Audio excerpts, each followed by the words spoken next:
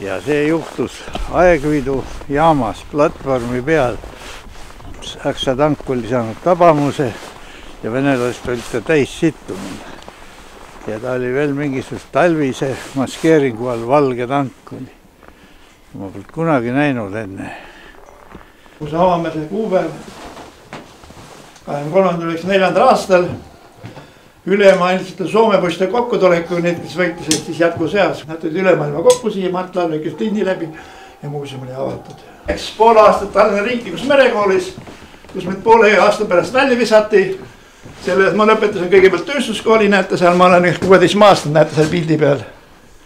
Jõhvi kaevanduskool number 3, puusepa müürsepana. Saateti kundad ehitama, aga suured kommud varastasid meile ära. Ja kujata enda, me ei nokatime streiki Nõukogude Liidu vastu. Siia tööd ja leiba, nöör üle, taha ka. Aga üks poiss kirjutas, Reeli Juhan Saarenpoiss. Maakommunistid elage eestlased, varsi Peksam tiblad üle Narva jõe elagu vaba eestle. Peal uus ärekonnid alla, pani kontor seina peal, Patorg nägi. Ja tunni aja pärast olid Rakveres julgeolek kohal. Tapseti minu isa. Te võite mind ka ära tappa, kui te arvate, et mina selle suure Nõukogude Liidu segam löön. 5 aastat sai Siberit. Ja siis oli poole aasta pärast uuritud järgi, et ma olen streiki teinud, ma olen peamajas kinni olnud ja Samboliik kutsus need välja liiklus merekoolist. Teiesugune mees ei saa kunagi sõita Nõukogude Liidus, ei tüürimehe kaptenina. Ma panin lahkuma kahjuks. Aga see aasta pärast läksin teise merekooli ja õppisin laevamehaanikusse, sõitsin siis üle 20 aasta meelt. Vaata, allveelaev Lembitu. See oli kibe laev. Kui palju laskis Saksa ja Soome laevasid põhja. Mitte keegi ei räägi. Kes oli ta komandör? See pääses ära. Kes oli komandör sõja ajal? Sõjal, mina ei tea. Meie mehed võeti maha sealt. Meie mehed võeti maha veel 41. viimast. Aga see mees põmmutas neid põhja nii, et vähe ei olnud. 2-kordne liidu kangelane. Matjas Ševits, Valgevene juut. No te ei tea, ma ei ole selle mehe kohtanud. Ja nüüd tehakse vaikus, nagu polekski sõdinud, eks. See on ka ajalugu, see on midagi teha. 63 miljonit inimest suri surmalaagrites. Natuke palju, jah. 15 miljonit lasti maha enne teist maailmasõda. Seda näete teises majas, mul saadeti 4 aastat tagasi Peterburist surnaal, venekeelne. Kus on sees 15 miljonit lasti maha. Aleksandr Plohhov sai sellest tahanuliseks, tema isiklikult oli kindral, lasi isiklikult maha 1 aastal üle 10 000 inimese. Seal juures oli tal nahkkuub, nahkkindad, nahkmüts, et ta pritsi oma kindrali vormi täis. Ja lõpuks kirjutab niisi, keegi ei uskunud, et selle mõrtsukul südam sees on, kuid 56 aastat suri ta südame rabandusse, ta oli ikkagi süda sees. Võt seda ajakirja näete teismajas. Vaata see tehumurdi sakslane, kes läbi murdis, see hiljaaegu suri ka ju. Ja tema kirjutas siis, mis tähendus see omas, et nad ei oleks saanud üldse neid haavatuid. Need oli üle 2000 haavatu seal. Oleks pidanud maha jätma, kui nad... Nii, nüüd on Järveküla, järgmine on Tehumart, ta on nagu selgelt nägija. Ta ütleb teise ohvitseri, sina võtad need pooled mehed, lähed siin mere äärest ja siis ütleb niiviisi. Kui me juhuslikult lähme venestega kokku, siis mina lähen kõige ees. Mina panen paugu õhku, siis olge teie valmis tapma. Ja saavad siis sinna minu kodu juurde, siit lähevad siis sakslased, siit tuleb Karlane pataljon. Siit tõmbab teed kõrvale, sest teda on hoiatud, et Kuressaares Vene staabis vaadati hakka oma mehi tapma. Kuressaare poolt ei tule enam sakslased, vaid tulevad meie abiväed ja nad peavad 100 meetrit neil oma meesteks. Siin pataljon tehakse maatasa. No need variantis on väga palju, aga see peaks olema nõukogudena ka praegu lihtsalt. Vaata, tal on see aastaarv peal. Ta on teinud Belgia litsentsi järgi tehtud. Tuularelva tehas. Aga ütle nüüd, mis oleks juhtunud, kui Eesti oleks hakanud vastu nagu Soome? See on 2 võimalust. 2 võimalust, kas me oleks võitnud või meid oleks kõik maha tapetud, terve rahvas. Meid oleks tapnud samasugune saatus nagu Rimmi tatarlased. Need viidi kõik minema, neid oli palju rohkem ju, neid oli 3 miljonit millegi. Tehti puhas vuuk. Tegelikult Hitler päästis Euroopa. Eesti rahva päästis muidugi. Ei, ma räägin Euroopa samuti, sest Stalin oli 10. juunil võtta ära terve Euroopa. tal oli rohkem kahureid, tankisi, lennukid kui kogu maailma armeedel kokku. Ja kui tehti Ribbentropi Molotovi pakt, ennem olid ju sotid ja kindlused tehtud piiridel, need lasti kõik purus, miinid tehti kõik välja, sest nemad valmistusid rünnakuks. 400 000 sakslast on väljade peal, elavad aukude sees, surevad nagu kärbsed, keegi hoolib nendest. No nii, ameeriklased käitusid sõjavangidega. Mu naise sugulane ja tema räägib oma raamatus.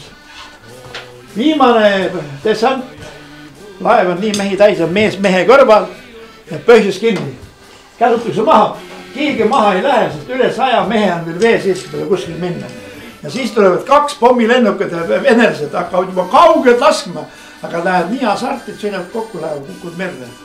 Ainukene, rohkem pole neid. Kõik tõesti kaval. Ainult üks ainuke. Ma ei tea, kus siis see võeti niisugust asja. No nii, lähme alla relvaruumi.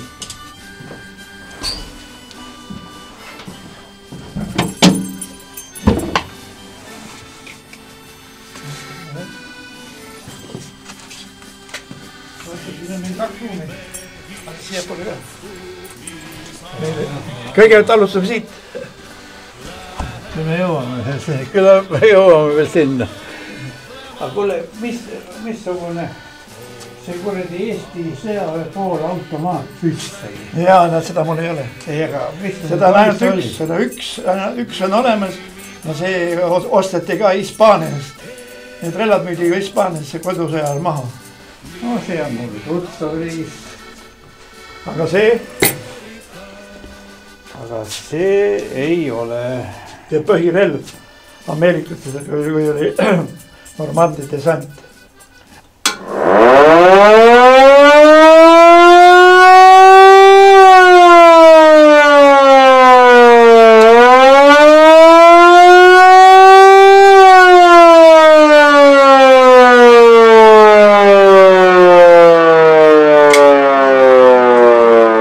Siin Narval venelased üle piiri tulnud.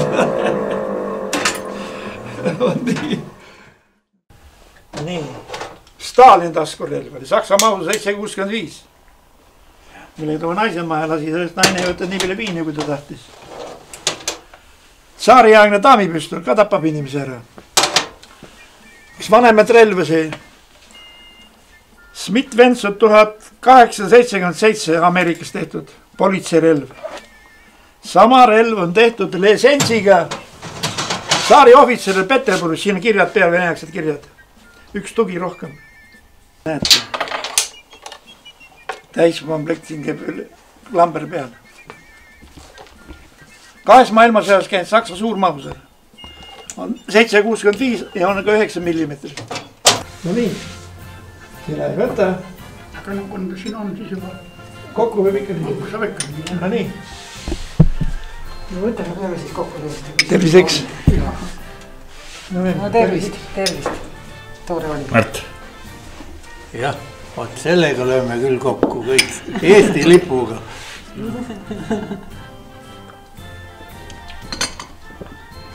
Ja vanaema ütleb, et no miks sa, tema tütre pojad, miks sa selle kaasa vedasid siia?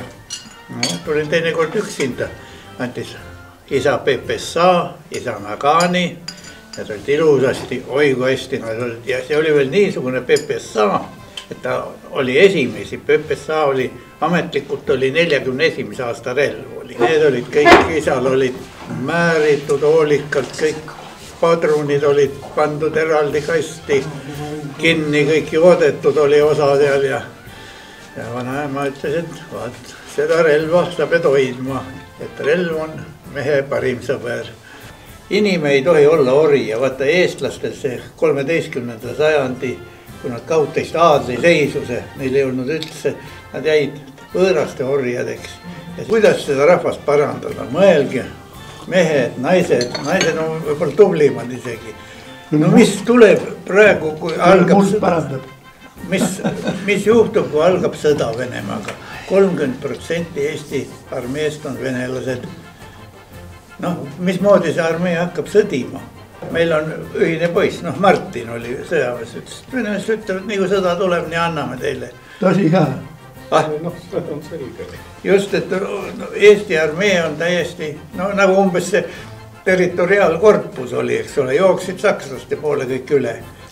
41. aastal. Nad pididki jooksma, neil on muud võimalust all. No ja venelane jookseb samuti, aga venelane jookseb ümber. Ta pöörab selle relva sinnapoole ja annab sulle, kurat. Aga teistes liiduvabariikides venelastes sõnaõigust ei olnud. Ainult Eesti ja Läti olid sellised, no Kasahstanis on järsult läinud rahvuslik struktuur kasahhide kasuks.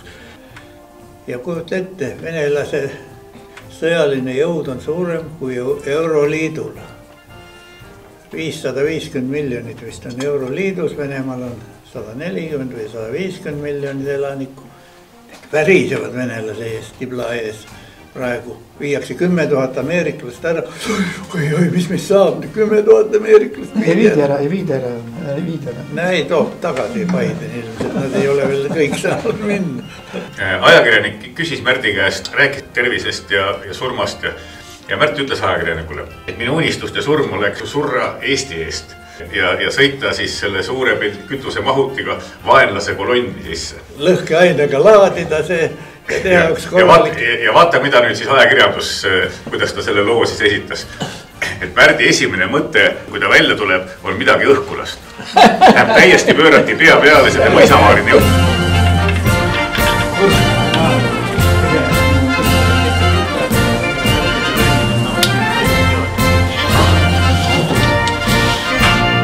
Ma olen ise ka